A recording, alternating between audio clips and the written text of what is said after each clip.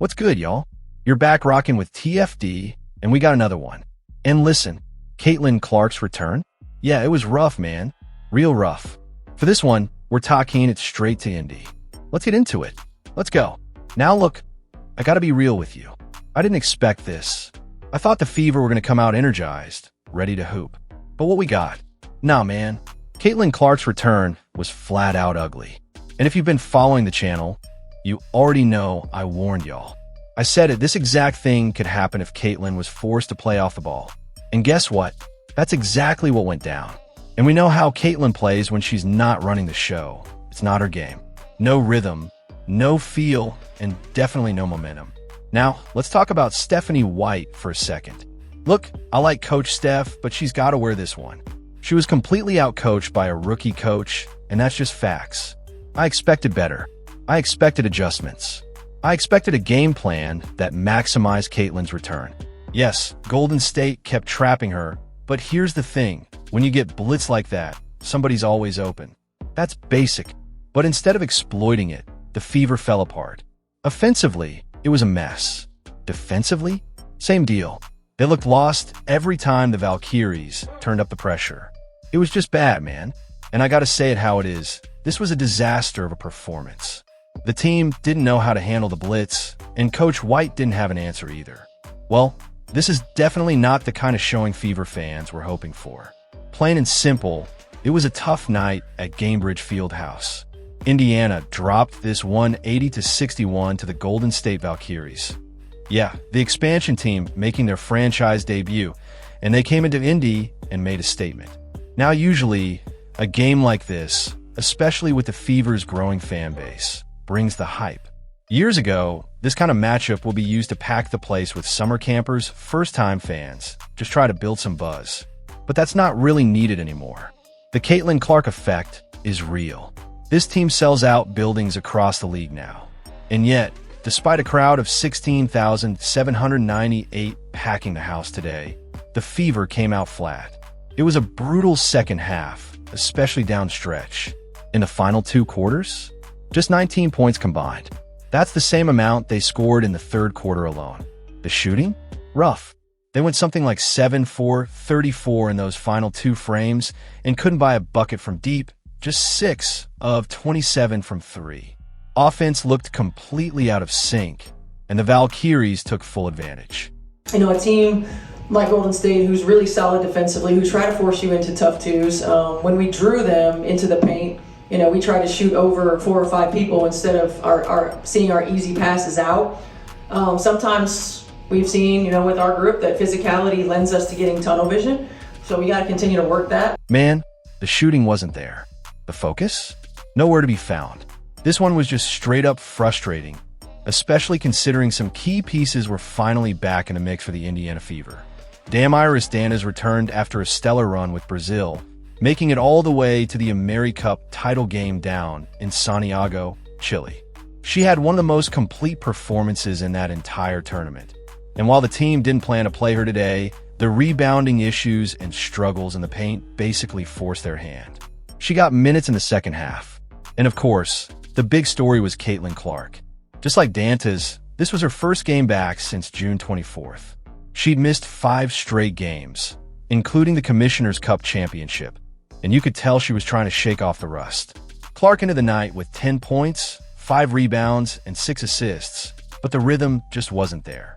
She played the first 5 minutes, then had to ask out, clearly still working her way back. While there's no official minutes restriction, she played around 25 and tried to manage that load in shorter bursts to build up her conditioning. But here's the thing. Teams are still giving her the full defensive gauntlet. Full court pressure, traps, blitzes at midcourt.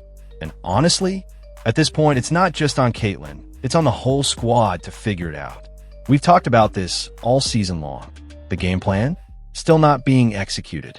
The attention to detail? Still missing. Yes, lineup changes and roster turnover are played apart. DeWanna Bonner wanting out, Ari McDonald being added on that emergency contract. But that doesn't excuse the mental lapses we keep seeing.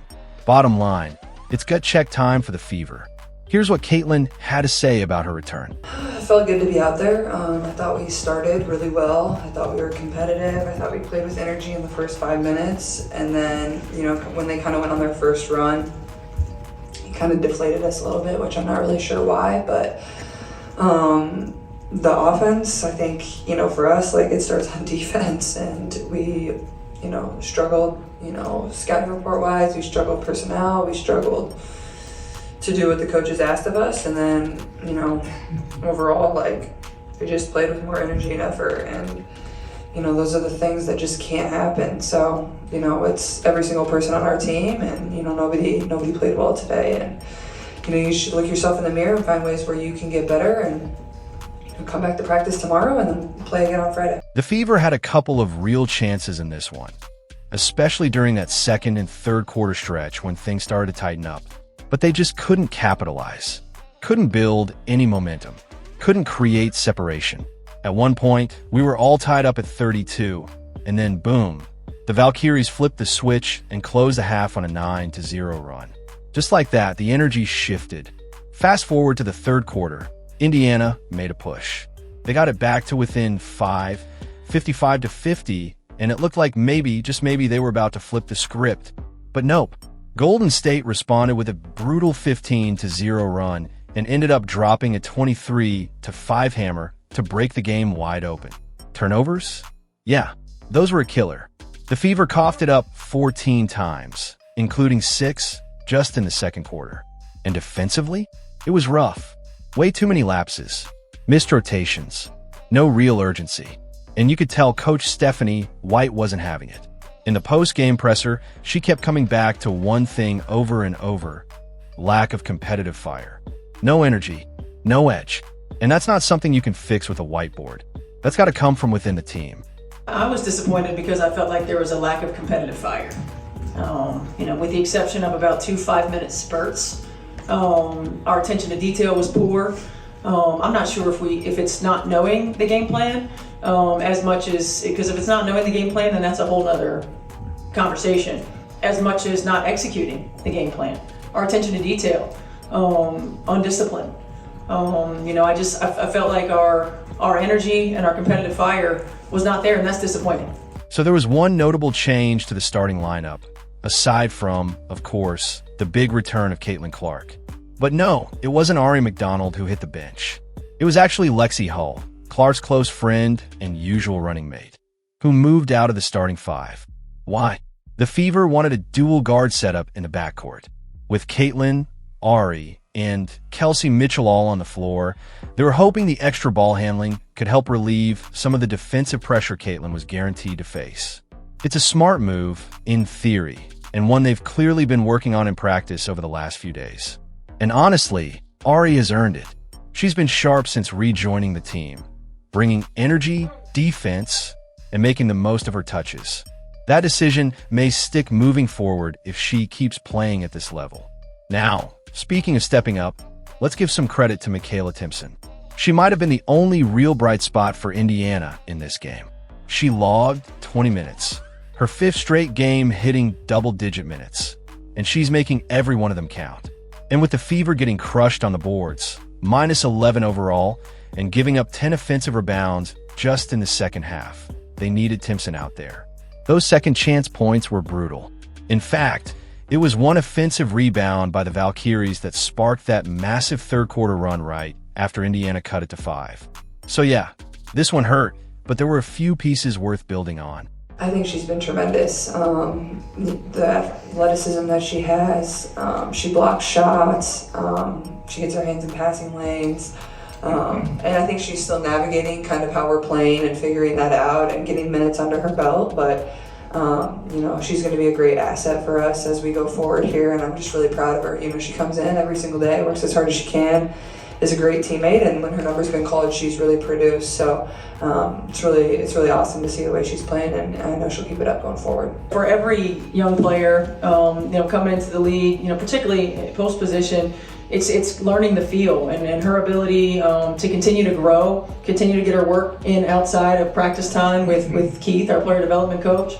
And being ready when her number's called. I mean, you can see she's got really good instincts on the defensive end of the floor. She's continuing to find her way on the offensive end of the floor. She's bouncy, so she gives us a different type of look, on the interior. And there's no substitute for experience. So in some areas where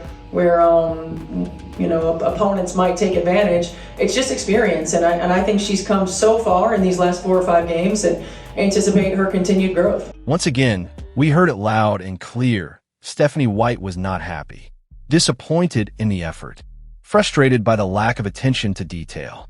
And yeah, that competitive fire, still missing, especially when it came to second chance points, just like we talked about earlier. Now let's zoom out and look at the big picture. When the Fever don't shoot well, and when they don't get standout performances from at least a couple key players, they simply don't win. It's that simple. Defensively, they're sitting around average right now, and that's not good enough. They're now 1-7 this season when they shoot worse than their opponent. And in this one, just 6 of 27 from beyond the arc. You're not winning many games with numbers like that. Which brings us to the reality. It's gut check time for Indiana. The team is healthy. The excuses are gone. Caitlin Clark is back, though she's clearly still working her way through that groin injury. She's not at 100%, and realistically, probably won't be for a bit. And don't forget, All-Star Weekend is in Indy, so Clark's not exactly getting a breather anytime soon. But the Fever have 4 games coming up before the break. 2 at home, 2 on the road. The next one? Atlanta Dream on Friday. That's going to be a physical test. After that, Dallas comes to town for a nationally televised game on ABC. Then they hit the road for 2 tough ones, Connecticut and New York. So yeah, it's crunch time. And first things first, I expect a long film session on Thursday, followed by a hard practice right here at Gainbridge Fieldhouse. By the way, Fever are just 1-2 against the Dream this year, and this will be their final matchup, even before the All-Star break. The schedule is wild like that sometimes, but it doesn't matter. The Fever know they've got to lock in and be better now. Job of giving us a scout on every player, and I think collectively we didn't do a good job at taking away the stuff that their team likes to do and making them do things they don't want to do. We didn't do a good job of that. We also gave up some timely offensive rebounds that they do a great job of kicking it out, getting open looks, getting open threes late in the game. I think it really just comes down to effort and us not locking in mentally and following the scouting report. Our team, we have a lot of inconsistency.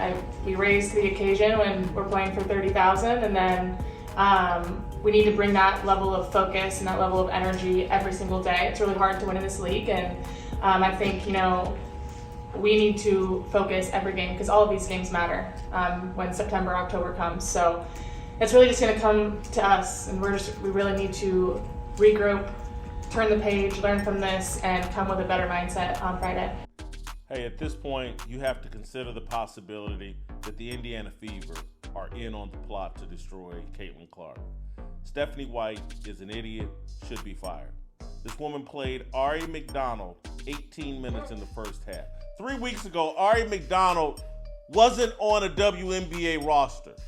The entire Fever roster is healthy.